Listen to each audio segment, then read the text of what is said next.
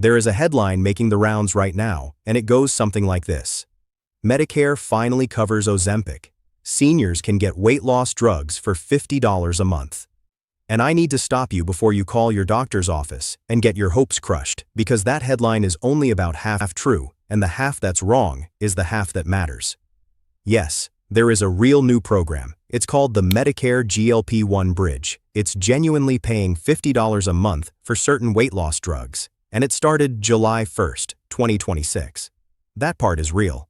But it is not permanent. It is not for every senior on Medicare, and here's the one that trips people up the most. Some of the people who are absolutely convinced they qualify are the very people this program is going to turn away. So today I'm not going to coach you on weight loss. That's your doctor's job. I'm going to do what I do on this channel, translate the money and the fine print, so you don't walk into a pharmacy expecting one number and walk out staring at another. So here's how we're going to do this. I'm not going to hand you a checklist and read it at you like a form. I'm going to walk you down one street, 4 front doors, 4 kitchen tables, because every one of these neighbors saw that same headline, and every one of them came to a different, confident conclusion about what it means for them.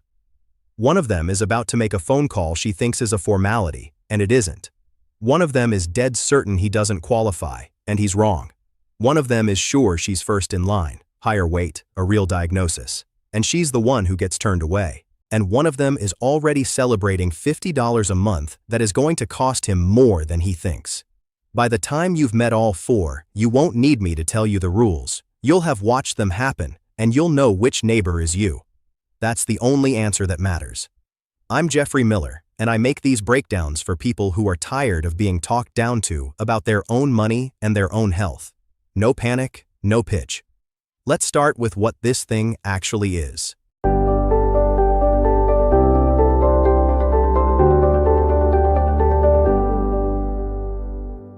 Here's the mental model to hang the whole video on. The Medicare GLP-1 Bridge is a short-term test program. The government's own word for it is a demonstration. It lets eligible people with Medicare drug coverage get certain GLP-1 medications for weight loss at a flat $50 a month.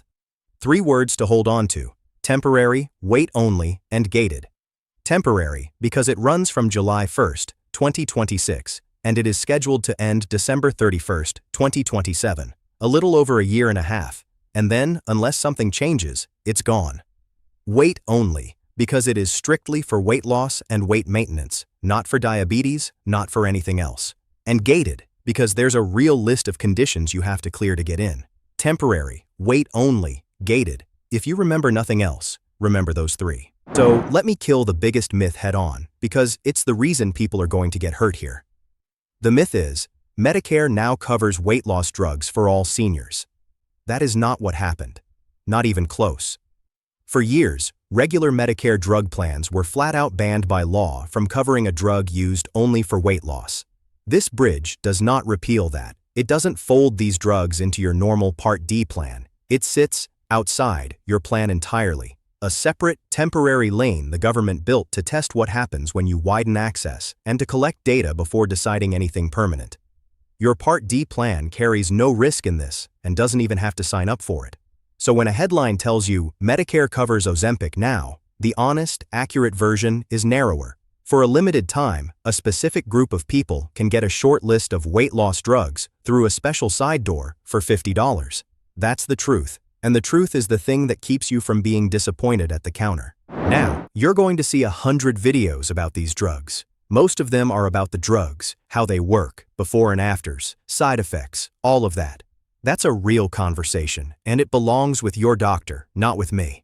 What almost nobody is doing is reading you the benefits fine print. Who's in, who's out, what the $50 really counts toward, and the deadline on the whole thing. That's my lane.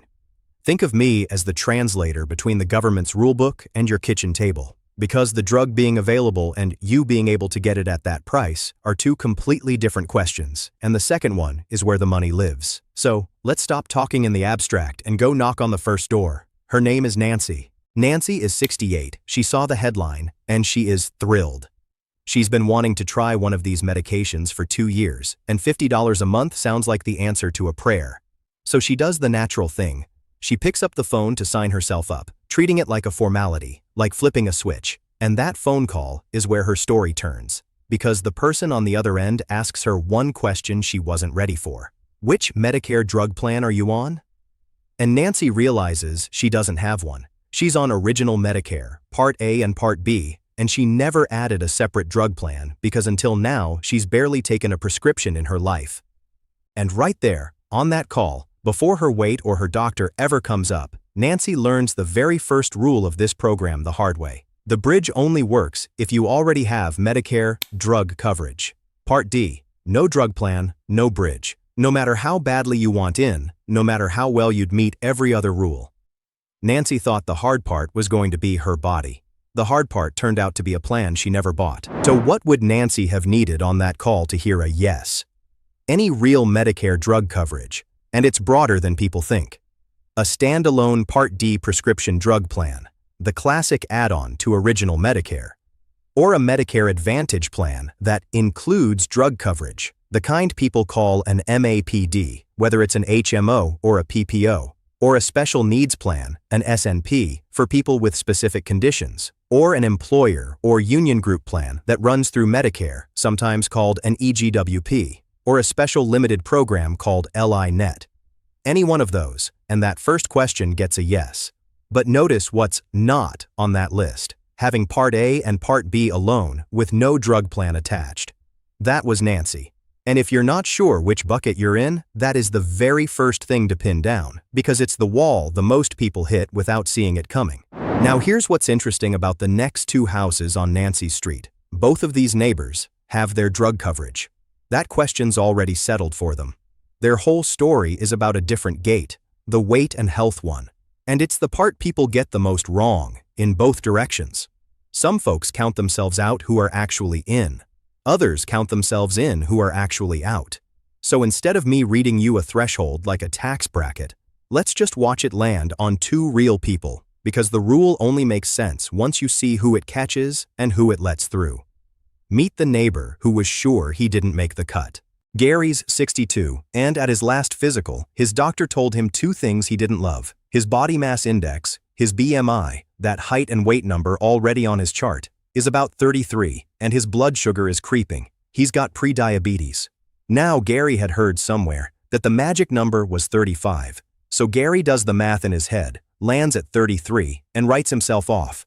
Not me, I'm under the line. This isn't for people like me. And he's about to leave $50 medicine on the table over a number he half remembered, because there isn't one door on weight, there are a few, stacked. Yes, a BMI of 35 or higher can qualify you on weight alone. But there's a second way in, and it's Gary's way. A BMI from 30 up to just under 35 also qualifies, as long as you carry at least one specific health condition alongside it. And when Gary hears the conditions that count, there's his. Pre-diabetes, right there on the list. Watch his shoulders drop an inch. He's not out, he's in, through a door he didn't know was there. Here's the whole gate on one screen, and here's the principle that makes it click. The lower your weight, the more your health has to justify the medicine. At the top, a BMI of 35 or higher can stand on its own. Weight alone. In the middle, from 30 up to just under 35, that's Gary. You need that BMI plus at least one qualifying condition, a specific kind of heart failure doctors call HFpEF, uncontrolled high blood pressure, chronic kidney disease at stage 3A or worse, prediabetes, a prior heart attack or stroke, or symptomatic peripheral artery disease. And at the bottom, from 27 up to just under 30, the door still opens, but the list of conditions that count gets shorter. Prediabetes, a prior heart attack or stroke, or symptomatic peripheral artery disease. One thing holds true at every level, and Gary's doctor has to confirm it, that he's using the medication as part of a real diet and exercise plan. The drug isn't meant to be the whole plan, it's meant to be part of one. Now for the door two houses down, and this is the one that's going to surprise you.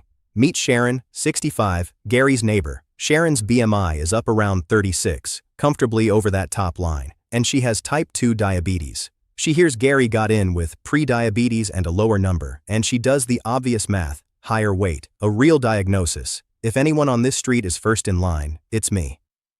It is the most reasonable assumption in the world, and it's exactly backwards. Here's the whole thing in one move. The bridge is only for weight loss, and Sharon's diabetes is a medical diagnosis. The kind her regular Part D plan may already be allowed to cover a GLP-1 for, the ordinary way, through her own plan. The bridge was built as a last resort for people with no other covered path. Sharon has one. So the diagnosis she was sure would put her first in line is the very thing that routes her out the door. You don't need the side entrance, you've already got a front door. Go use it. And it isn't only diabetes that works this way. Moderate to severe sleep apnea, or the fatty liver disease doctors call MASH, do the same thing, a diagnosis. Your own plan can act on sends you to that plan, not the bridge. Sharon walks up the most qualified person on the street and walks away the one who's turned away. Not because she isn't sick enough, but because she's already covered somewhere better. Feels wrong. Then you see the logic, and it clicks. Quick pause, because I'm genuinely curious where you all land on this street. Type one word in the comments. Are you a Gary? Wait, maybe a borderline number, no big diagnosis? Or are you a Sharon with an actual diagnosis like diabetes already on your chart? I read these, and honestly it tells me which half of this program I should be making the next video about. Okay, Gary's cleared the gate, so let's follow him to the pharmacy shelf. Because even inside the bridge, not every version of every drug is covered, and a wrong guess here costs him a wasted trip. When Gary's doctor writes that prescription, here's the short, specific list it can come from. Foundayo, the tablet form. Wegovy, and this one comes as either an injection or a tablet, both covered. And Zepbound. But this is where Gary has to read carefully, because Zepbound is only covered in one specific form, the KwikPen. Not the single-dose vials. Not the single-dose pens, the KwikPen version, and only that. So if Gary and his doctor are leaning towards Zepbound, the word that has to land on that prescription is KwikPen. Get the form wrong, and the coverage doesn't follow the pen. 3 drugs, one of them with a very specific catch on the version. Now, let's talk about the number everybody actually came for. $50 a month. It's real. $50 for a 1-month supply. 28 or 30 days depending on the drug. Compared to paying full retail for one of these medications, which can run many hundreds of dollars a month out of pocket, that's a dramatic difference. So I'm not going to pretend it isn't a good price. It is. But that $50 behaves differently than you'd expect, because the bridge sits outside your regular Part D plan, and that one structural fact is about to blindside the last neighbor on our street, a man who did more homework than anyone and got burned by it anyway. Meet Walter. Walter's 70, he's on the bridge, he qualifies clean, and he is thrilled about his $50 a month. But Walter is a planner. He also takes several other prescriptions through his regular Part D plan, heart medication, a blood thinner, the usual retirement shelf of pill bottles. And Walter knows his Part D cold. Once his out-of-pocket drug spending climbs past a certain ceiling each year, he's capped. He stops paying for the rest of the year. So he sits down with a calculator, feeling smart, and pencils it in. $50 a month, 12 months, $600. Surely, that marches me toward my cap faster and gets my heart medication to 0 sooner. It's a reasonable plan. It's also wrong. And the moment he learns why is the gut punch of this whole video. Not $1 of that bridge money counts. Because it lives outside his Part D plan, it doesn't move him 1 inch toward that cap. His $600 sits in a completely separate bucket, touching nothing. And once Walter understands that, the rest falls out of the same fact, one disappointment at a time. He looks for the 50 on his Part D explanation of benefits and his Medicare summary notice. It's not there, and never will be, because the bridge doesn't report into those statements. He remembers his extra help, the low-income subsidy that softens his other drug costs, and it can't reach into this lane to lower the 50 at all. He asks whether he can at least spread the payments through the Medicare prescription payment plan the way he does with other costs. No, the 50 is due as the 50 every month. Same fact wearing 4 different hats. This money lives outside your normal plan. It's a genuinely good price. It just won't play with any of your other Part D math. So why does that wrong assumption cost Walter real dollars? Because he was counting on the 50 a month to push him to his out-of-pocket cap sooner, dropping his heart medication and his blood thinner to 0 earlier in the year. It doesn't, so he hits that cap later than he planned, or maybe not at all, which means more months paying his full share on his other drugs. The 50 didn't get more expensive. The assumption around it did. This is what I mean when I say the $50 headline can bury a bigger number, not because the bridge is a bad deal, but because you have to budget it as a standalone 50 in its own corner, touching nothing else. Budget it right, and Walter's fine. Budget it as part of his Part D, and he's short in November. Now let me be fair to Walter's $50, because I don't want you to hear catch and walk away thinking the whole thing is a trap. For a lot of people, Gary for instance, the bridge is straightforwardly a great deal. If Gary was going to pay many hundreds a month out of pocket for a weight loss drug, or simply go without it, then $50 a month is a real gift, and the fact that it doesn't touch his Part D cap is almost beside the point, because that drug was never going to be covered by his Part D plan in the first place. The neighbor who needs to slow down is Walter, the one who was mentally filing the 50 under his regular drug spending. So it's not good deal versus bad deal. It's know exactly which bucket it lives in and plan the rest of your year around the truth. That's the whole lesson of Walter's calculator. Now there's one more thing all four of them share, and it's the piece that gets buried at the bottom of every article. It might be the most important line in this whole video. This program has an expiration date. It runs from July 1st, 2026, and it's currently scheduled to end December 31st, 2027. That's it. A little over a year and a half. It's a test. The government is trying to learn what happens when access is widened and gathering data before deciding whether to build anything permanent. So for someone like Gary, who's a genuine fit, the calendar itself is part of the decision. A good deal you keep meaning to look into can close while you're meaning to. But here's the reassuring half. Once Gary's doctor completes the approval, the prior authorization, that approval is good all the way through December 31st, 2027, refills and dose changes included, as long as he doesn't switch to a different GLP-1, so he's not reapplying every month. The window to start is finite. The coverage, once you're in, is steady. So let's go back to the first door, to Nancy, who got that surprise on the phone, because her story is the one that shows you the whole path from a standing start. Once Nancy sorts out her coverage question, here's how the rest of it actually unfolds for her. First, she nails down the thing that tripped her. Does she truly have Part D drug coverage now, yes or no? With that settled, she goes to the official source to check whether she might qualify. That's Medicare.gov/GLP-1 Bridge, all one word, or a call to 1-800-Medicare. The government's own page, not some third-party site trying to sell her something around the edges of this. From there, she talks to her provider, and if she's eligible, they send the prescription for a covered GLP-1 to her pharmacy and complete the approval paperwork, the prior authorization, when it's requested. When she goes to fill it, her pharmacy may ask for her Medicare number or the last 4 digits of her Social Security number to process it. That's normal, not a red flag. And then the piece that tells her it's real. A letter arrives confirming her coverage under the bridge. She keeps that letter. That's her proof she's in. And here's the part I like. The woman who, a few weeks earlier, couldn't get past hello on that phone call, who hung up rattled, sure she'd done something wrong, now sits at her kitchen table and actually gets it. It was never her body standing in the way, and it was never a wall she couldn't climb. It was one plan she'd never bought and one page she'd never read. She's not confused anymore, and she's not afraid of the phone. She knows exactly what her next call is and why. Nancy started this video stuck at hello. She ends it with the letter in her hand and a small, quiet smile, because for the first time, the fine print reads like plain English. Here's Nancy's whole path on one screen, so you can screenshot it and walk it yourself. It starts where she got stuck. Confirm you actually have Part D drug coverage. Then check eligibility at the official page, Medicare.gov/GLP-1 Bridge, or by calling 1-800-Medicare.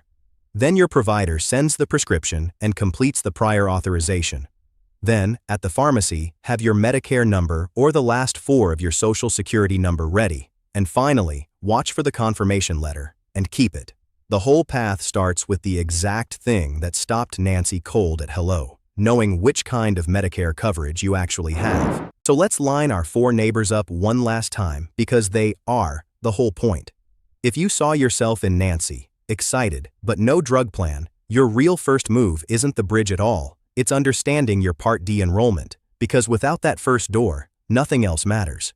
If you saw yourself in Gary, meeting the BMI gate, no big diagnosis blocking you, a doctor willing to build a real plan, you may be exactly who this was designed for, and it's worth a serious conversation this month while the window's open. If you saw yourself in Sharon, carrying a diagnosis like type 2 diabetes, sleep apnea, or fatty liver disease, don't assume the bridge. Ask your doctor whether your own Part D plan already opens a door for you, because that path may be the right one. And if you saw yourself in Walter, thrilled about the $50, get it in writing which bucket it lives in, and plan the rest of your year's drug spending around the fact that it stands alone. 4 neighbors, 4 completely different right answers. Nancy, fix that first door. Do you even have a drug plan? Gary, you may be the model case. Start the conversation while the window's open. Sharon, a diagnosis may send you through your own plan's door instead of the bridge, so ask. Walter, the $50 is real, but it stands alone. Budget it that way. Not one of those 4 answers is the headlines, "Everybody gets Ozempic for $50. Your job was never to find the answer. It was to find your answer. And now you know which door you're standing at. Now the honest part, and I mean this one more than usual, because we're standing at the corner of your health and your money. This is educational, not personal financial advice. I don't know your income, your plan, or your full picture, and the details are everything here. And just as important, I am not a doctor, and nothing in this video is medical advice. Whether one of these drugs is right for your body, how it interacts with the rest of your health, the side effects, the risks, that is a conversation for you and your actual physician, full stop. What I've given you is the benefits map. Who's in, who's out, what the $50 really touches, and the deadline. Take that map to 2 people, your doctor for the health call and Medicare.gov for the coverage call. Don't make either decision off a video, not even mine. So let's bring it home. The Medicare GLP-1 Bridge is real, but hold on to those 3 words: temporary, wait only, gated. It's a short-term test running July 1st, 2026 through December 31st, 2027. It's $50 a month for a short list of weight loss drugs, Foundayo, Wegovy, and Zepbound in the KwikPen form. You need Part D, you need to be 18 or older, and you need to clear the BMI gate with your doctor's sign-off. A diagnosis like diabetes may send you through your own plan's door instead, and that $50 sits outside your regular plan, so it doesn't count toward your out-of-pocket cap. Nancy, Gary, Sharon, Walter, same street, same headline, 4 different truths. Find yours before you pick up the phone. If this finally made the fine print make sense, do 2 things for me. First, tell me in the comments which of the 4 you are, Nancy, Gary, Sharon, or Walter, because that tells me where to point the next breakdown. And second, send this to one person who saw that Medicare covers Ozempic now headline and got their hopes up. You might save them a disappointing trip to the pharmacy, and that's the most useful thing you'll share all week. Next time, I'm doing one people ask me about constantly: the kinds of retirement income the IRS simply can't touch, the money that lands in your account with no federal tax bill attached, and how to make more of your retirement look like it. Subscribe so that one shows up in your feed. Straight answers about your retirement money. No panic, no pitch. I'll see you in the next one. And remember this: whichever door you're standing at, the people who lose here aren't the ones who don't qualify. They're the ones who assumed.